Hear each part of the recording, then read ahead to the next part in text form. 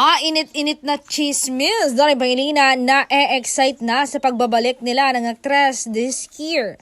Ang tanong, sino kayang aktres ang makakatambal niya? Yung dati ba o yung nagbabalik na sa showbiz? O ang ngayon, ang kanyang leading lady? Ops, bago tayo pumunta sa pinakamainit na chika, i-like mo muna itong video ito at mag-subscribe ka na rin.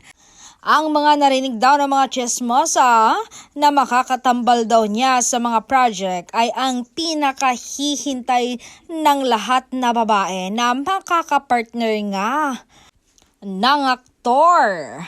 Walang iba kundi si Bel Mariano.